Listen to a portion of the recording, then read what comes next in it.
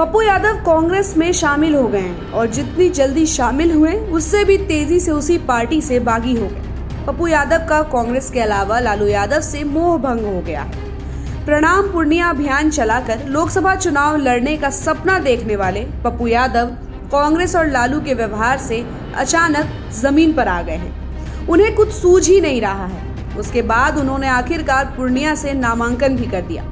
उन्होंने निर्दलीय के रूप में नामांकन किया है और उन्होंने इस दौरान आरजेडी और लालू यादव पर खुद के राजनीतिक करियर को खत्म करने का भी आरोप लगाया है। सीमांचल के बाहुबली नेता और 5 बार सांसद रहे पप्पू यादव को इस तरह सियासी रूप से लाचार अभी तक तो शायद किसी ने नहीं देखा था।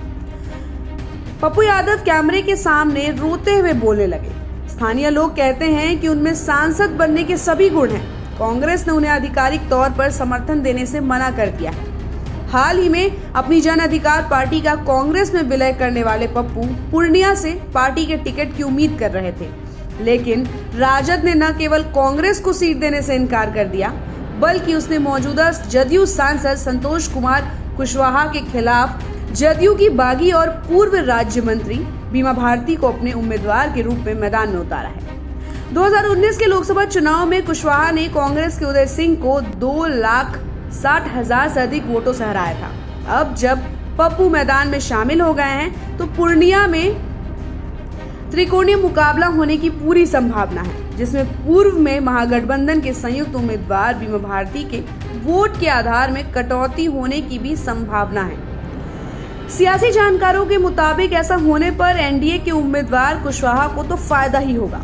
मधेपुरा में ट्रांसफर होने से पहले पप्पू ने पूर्णिया से 3 बार, आपको बता दें कि 1991, 1996 और 1999 में जीत हासिल की थी, जिसमें से उन्होंने 2 बार जीत हासिल की। अब गुरुवार को अपना नामांकन दाखिल करने के बाद पप्पू ने रोते हुए कहा कि पूर्णिया से मुझे टिकट नहीं देकर राजद मेरी राजनीतिक हत्या करने की कोशिश कर रही है।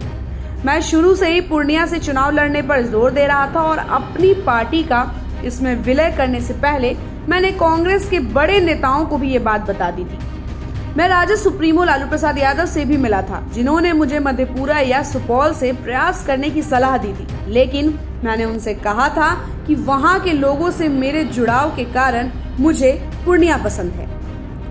अब इस त्रिकोणीय मुकाबले में पप्पू यादव की स्थिति क्या होगी वो तो चुनाव के परिणाम से ही पता चलेगा। बाकी इस खबर पर आपकी क्या राय है, कमेंट करके जरूर बताइएगा और ऐसे ही खबरों के लिए आप देखते रहिए समय डिजिटल। हमारे चैनल को लाइक और सब्सक्राइब करना बिल्कुल भी मत भूलिएगा।